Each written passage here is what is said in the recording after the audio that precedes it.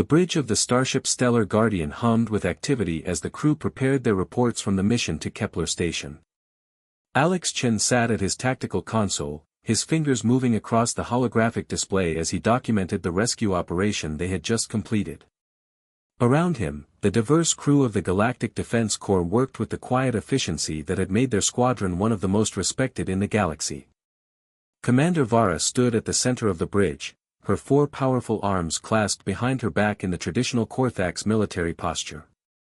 Her blue-scaled skin reflected the soft light from the overhead panels, and her golden eyes swept across the bridge as she reviewed each crew member's performance. The Korthax were known throughout the galaxy for their discipline and precision, qualities that had made Vara one of the youngest commanders in Defense Corps history.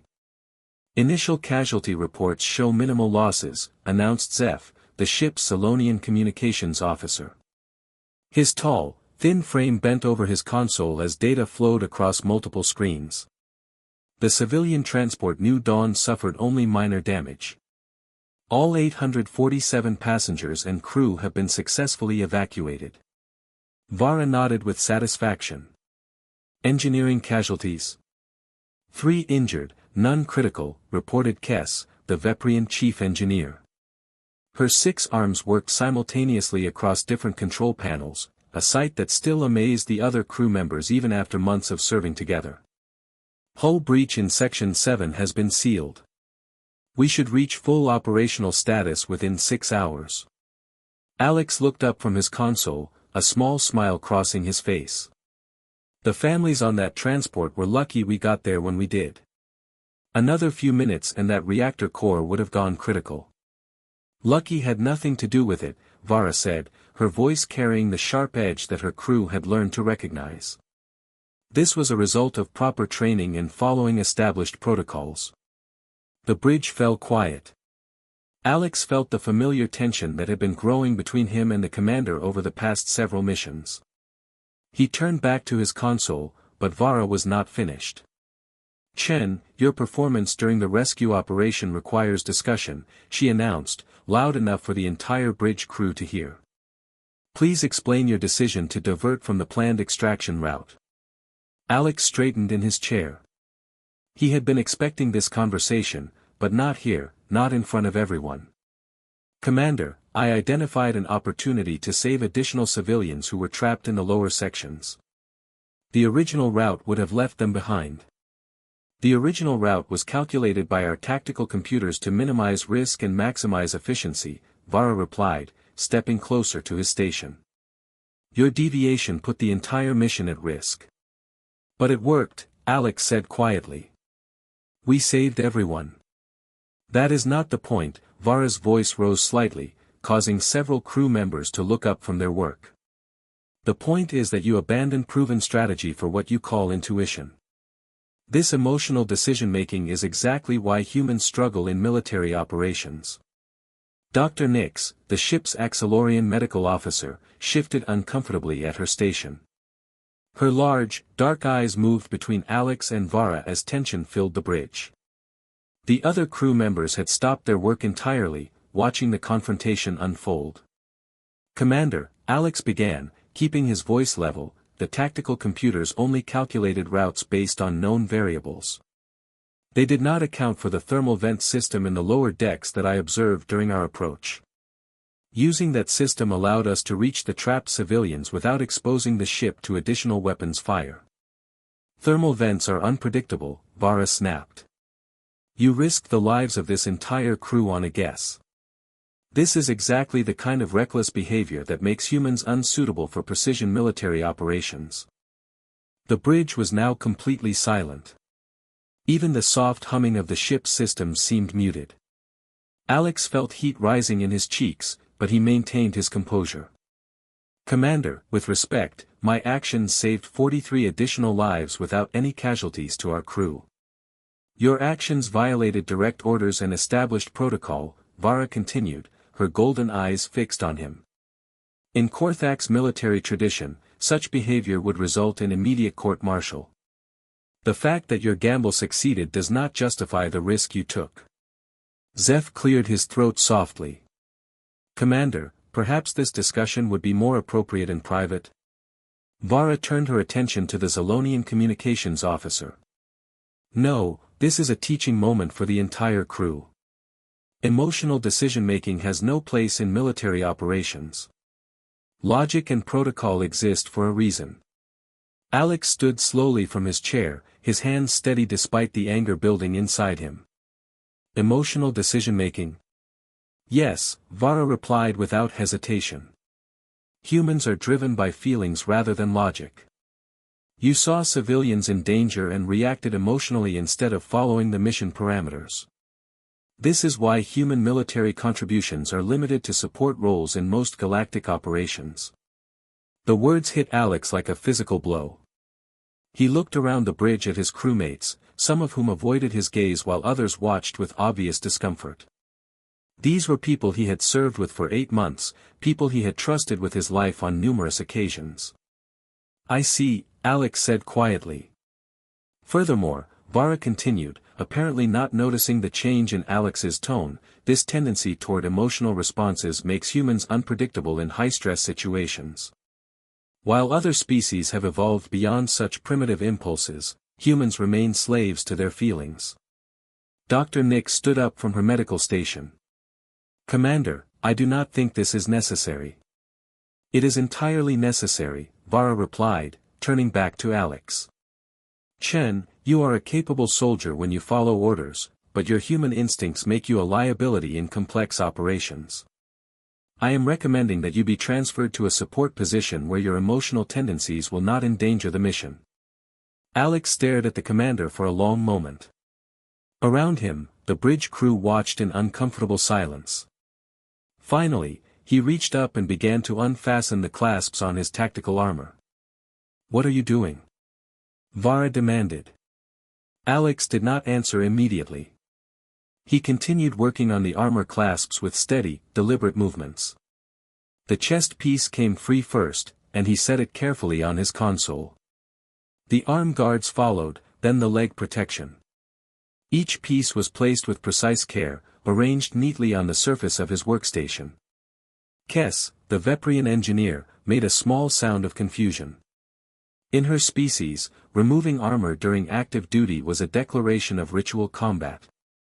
Several of her arms moved to defensive positions before she realized that Alex was not preparing to fight. Zeph stepped forward slightly. Among the Zolonians, armor removal indicated surrender or defeat. His tall frame tensed as he tried to understand what the human was doing.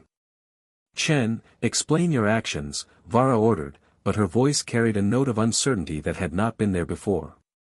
Alex finished removing the last piece of armor, leaving him standing in his simple black uniform.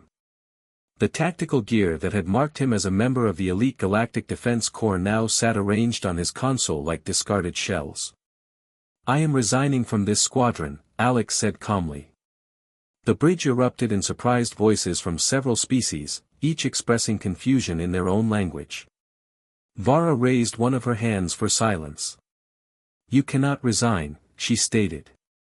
We are in the middle of a mission rotation. Military personnel do not simply leave their posts. I am not military personnel, Alex replied, his voice steady and clear. I am a human volunteer serving with the Galactic Defense Corps under the Cultural Exchange Program. According to the terms of that program, I can terminate my service at any time with 48 hours notice. Dr. Nix approached slowly, her large eyes filled with concern. Alex, you do not have to do this. The commander was merely expressing her opinion about tactical procedures. Alex turned to face the medical officer, and she was surprised to see no anger in his expression, only a calm resolution. Dr. Nix, Commander Vara was not discussing tactical procedures. She was explaining why humans are not fit for military service. She has made her position clear, and I respect her right to hold that opinion. Where will you go? Zeph asked, his tall frame leaning forward with genuine concern.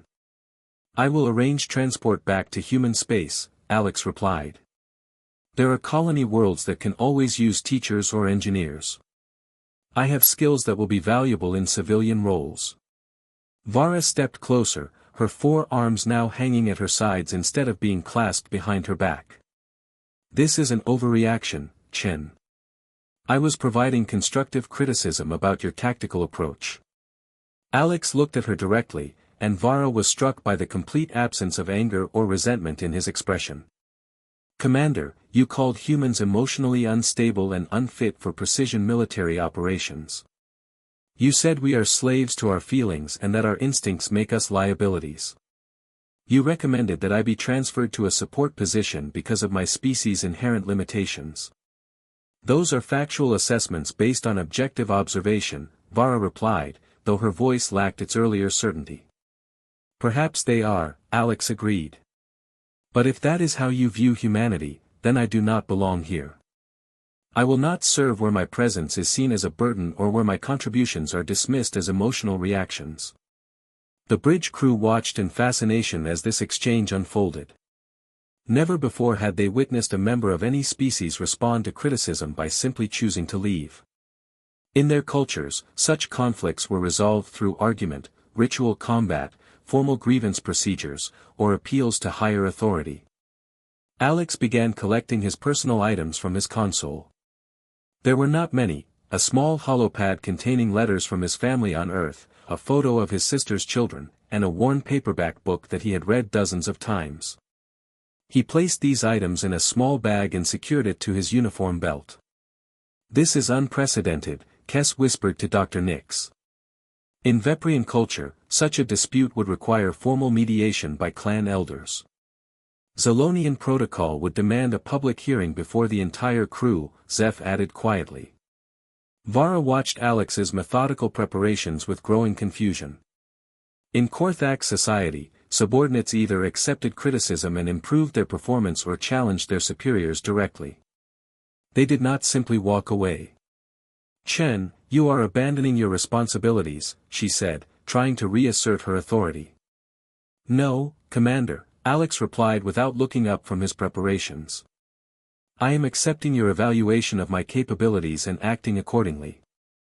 You have determined that humans are not suitable for this type of service. Rather than continue to be a liability to this crew, I am removing myself from the situation. But the mission will proceed without me, Alex interrupted gently. You have an excellent crew of capable professionals.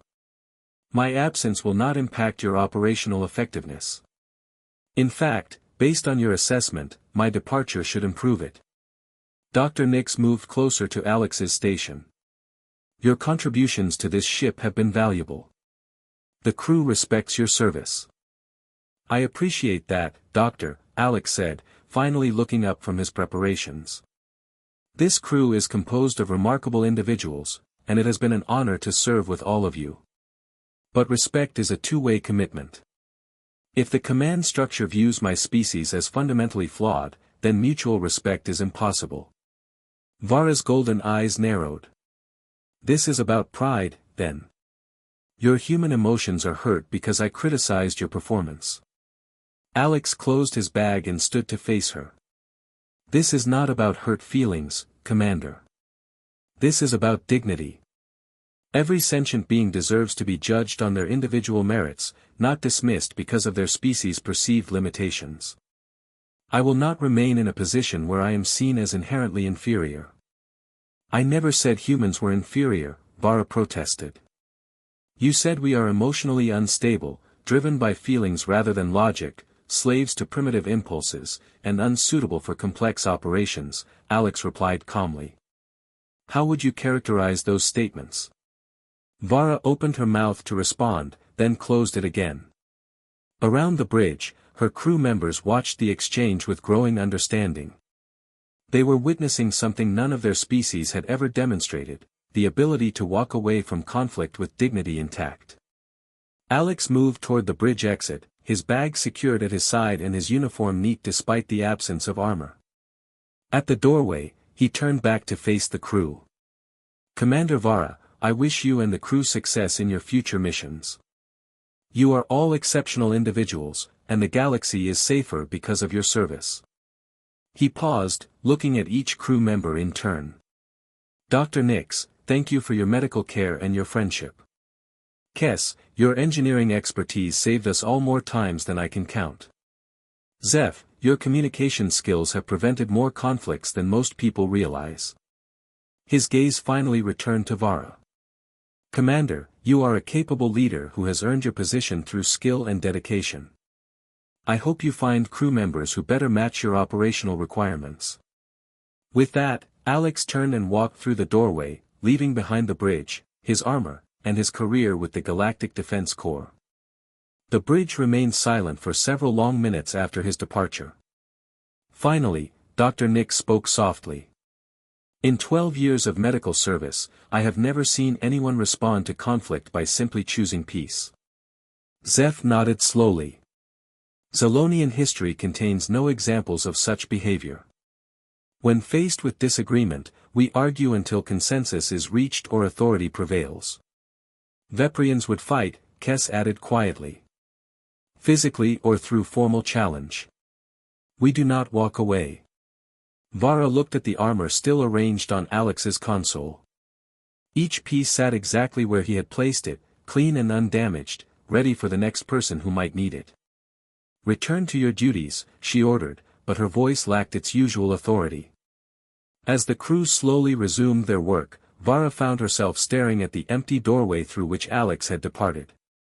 For the first time in her military career, she wondered if her assessment of a situation might have been incomplete. In the ship's corridor, Alex walked steadily toward the quarters he would soon be vacating, his footsteps echoing softly in the metal hallway. Behind him, the bridge crew tried to process what they had just witnessed. None of them realized that they had just seen something that would change how the galaxy viewed humanity forever. 2 weeks had passed since Alex Chen left the Stellar Guardian. Commander Vara stood on the bridge, reviewing tactical displays as her crew prepared for what should have been a routine patrol mission. The empty console where Alex had once worked now housed Lieutenant Roth, a recently transferred Korthax officer whose efficiency ratings exceeded anything Alex had ever achieved. All systems report ready, Commander, announced Zeph from his communications station. His tall Zolonian frame moved with practiced precision as he coordinated with Fleet Command. Engineering shows optimal performance across all departments, added Kess, her 6 Veprian arms working smoothly across multiple control interfaces. We are operating at 112% of baseline efficiency. Vara nodded with satisfaction. The numbers supported her decision. Without the unpredictable element that Alex had represented, her crew functioned like the precision instrument it was designed to be. Every protocol was followed exactly, every procedure executed flawlessly. Incoming priority transmission from Sector Command, Zeph announced, his voice carrying a note of urgency that was unusual for the typically calm Zolonian. Transfer to main viewer, Vara ordered. Admiral Thos appeared on the screen, his massive Korthax frame filling the display. Behind him, the command center of Starbase Prime buzzed with unusual activity. Commander Vara, we have an emergency situation developing in the Meridian system. You are the closest vessel capable of responding. What is the nature of the emergency, Admiral? Vara asked, straightening to attention. The civilian transport Hope's Journey has suffered a cascade system failure while carrying refugees from the Kepler station evacuation. They are trapped in the asteroid field surrounding Meridian 3 with life support failing and no means of propulsion. Vara felt her tactical mind immediately begin calculating solutions. How many souls aboard? 1,234 civilians, including 312 children, Admiral Thos replied grimly. They have approximately 8 hours of life support remaining. We can reach their position in 6 hours at maximum velocity, Vara stated confidently. My crew will formulate rescue protocols during transit. Commander, Admiral Thos continued, his expression growing more serious, there are complications. The asteroid field is currently experiencing gravitational fluctuations due to the close passage of a rogue planetoid. Standard tractor beam procedures will not be effective, and the field is too dense for safe navigation by large vessels. Vara's confidence wavered slightly, but she maintained her composure. Understood, Admiral. We will adapt our approach accordingly. Time is critical, Commander. Those civilians are counting on you. The transmission ended, leaving the bridge crew in focused silence. "Zeph, set course for the Meridian system, maximum velocity," Vara ordered. "Kes, I want all systems operating at peak efficiency." Lieutenant Roth, begin calculating rescue scenarios using all available tactical databases. The Stellar Guardian accelerated smoothly toward its destination as the crew threw themselves into the complex problem of rescuing over 1,000 civilians from an increasingly dangerous asteroid field. 4 hours into their journey, Lieutenant Roth looked up from his console with the first signs of concern Vara had ever seen from a Corthax officer. "Commander, the tactical computers have generated 47 possible rescue scenarios. None of them meet acceptable risk parameters for civilian survival." Vara moved to examine the data herself. Screen after screen of calculations showed the same result: the asteroid field was too dense, too unstable, and too dangerous for conventional rescue operations. Every scenario that prioritized crew safety resulted in significant civilian casualties.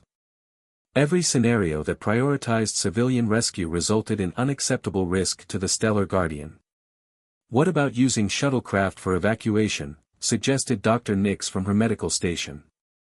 "The gravitational fluctuations would make shuttle operations impossible," Kes replied, her engineering expertise evident in her quick analysis.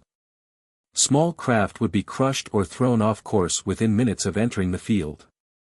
"Long-range transporters?" Zeph asked. "The asteroid field's mineral composition interferes with transporter locks," Lieutenant Roth reported. "We cannot get accurate targeting data through that much magnetic interference." Vara studied the tactical displays, her 4 arms working across different control surfaces as she searched for solutions that seemed to exist. Around her, the best minds in the galaxy applied their considerable intelligence to the problem, but the mathematics remained unforgiving. "Commander," Dr. Nix said quietly, "perhaps we should consider alternative approaches. Sometimes solutions exist outside standard parameters." "All possibilities have been calculated," Vara replied firmly. "The computers have analyzed every variable and generated every feasible scenario." "But what if there are variables the computers cannot calculate?" the medical officer pressed gently.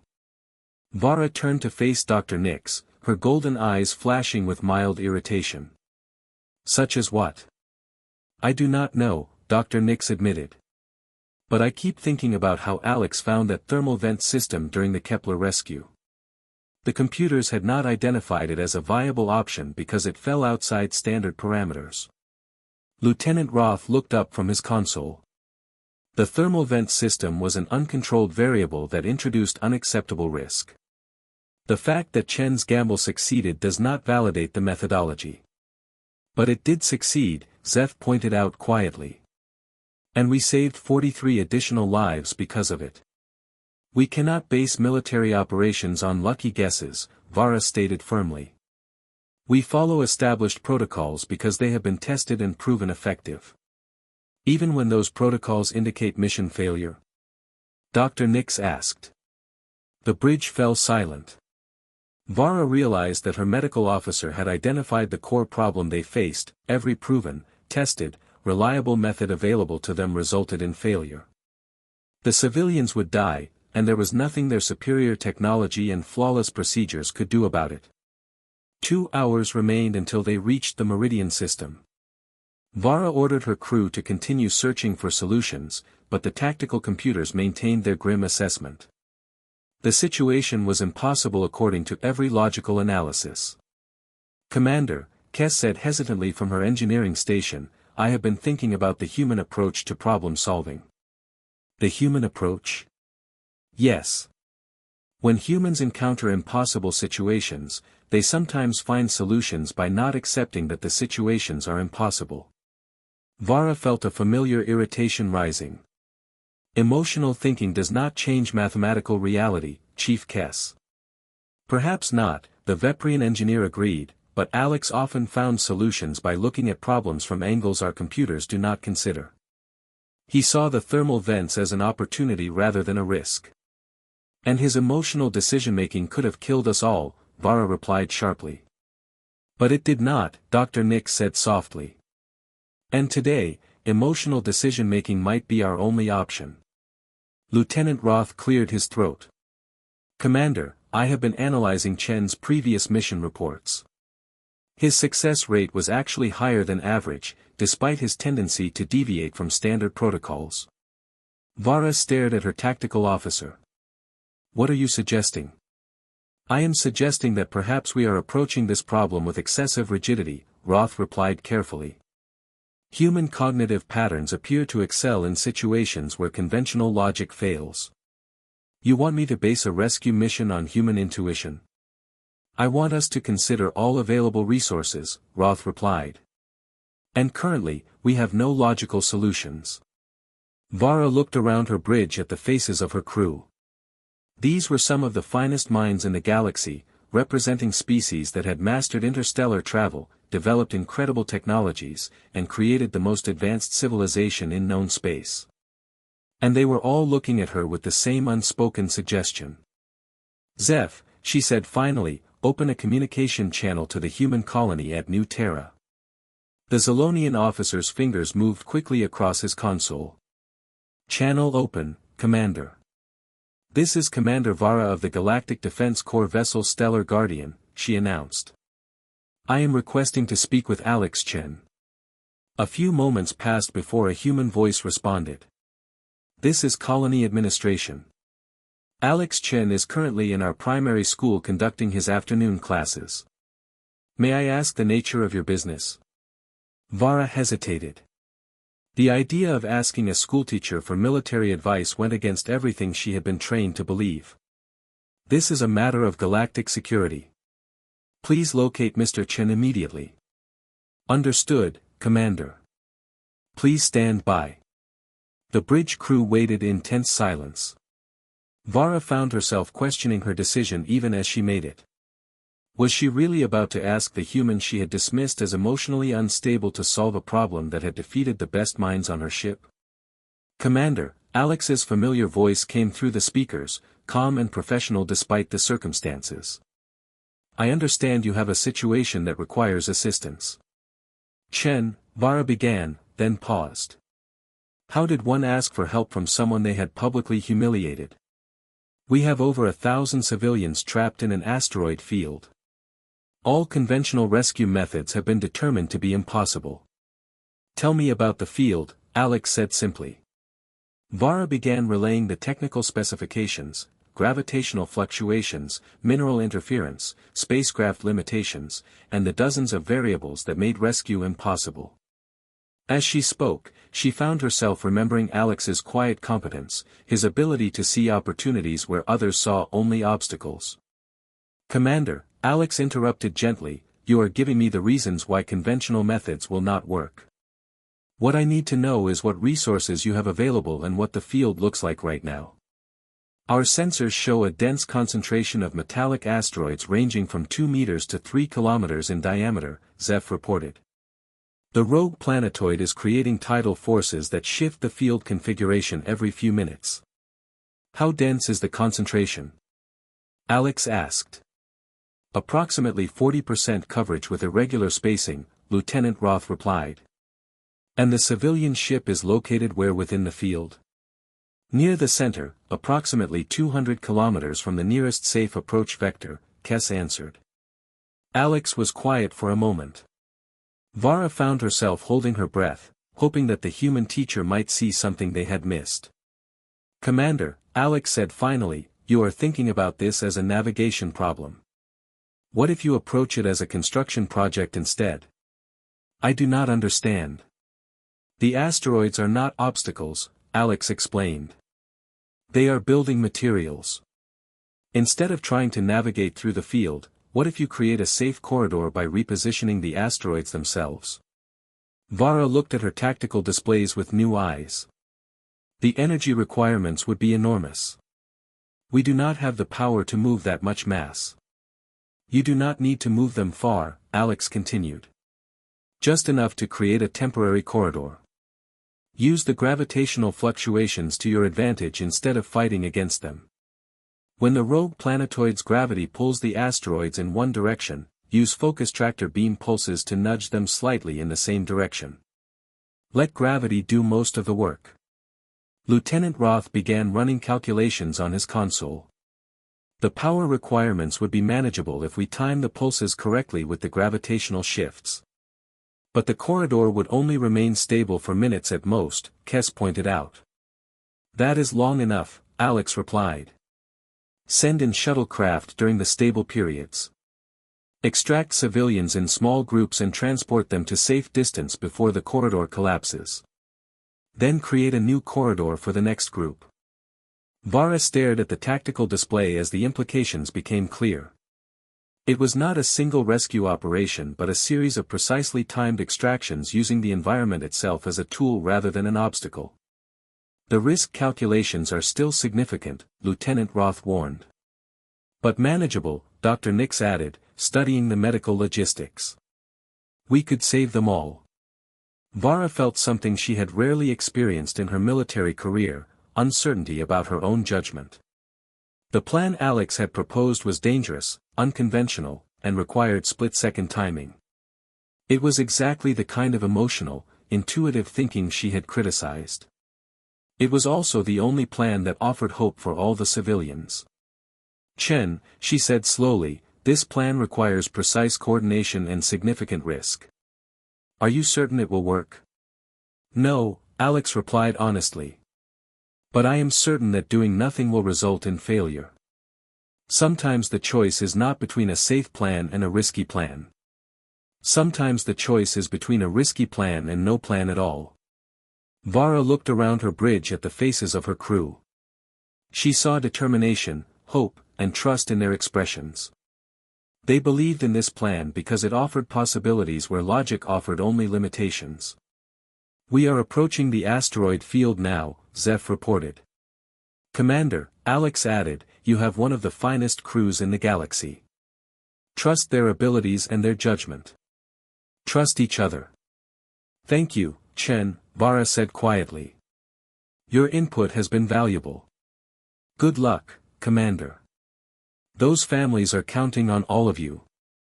The communication ended, leaving the bridge crew to face the most challenging rescue operation of their careers. Vara stood at the center of her bridge, surrounded by technology and protocols that had proven insufficient for the task ahead. All stations, prepare for asteroid field operations, she announced. We are going to try something that has never been attempted before. As the Stellar Guardian approached the swirling chaos of the asteroid field, Vara found herself thinking about Alex Chen, now teaching children on a peaceful colony world. The human had walked away from conflict with dignity, choosing peace over confrontation. And now, when his former crew faced an impossible situation, he had offered his help without hesitation or resentment. Perhaps, Vara thought as she prepared to risk everything on an untested plan born from human intuition, there was more to emotional decision-making than she had understood. Beginning tractor beam operations in 3 minutes, Kess announced. Vara straightened her shoulders and prepared to discover what humans had been trying to teach the galaxy all along. Sometimes the impossible became possible when approached with courage, creativity, and hope. The rescue operation was about to begin.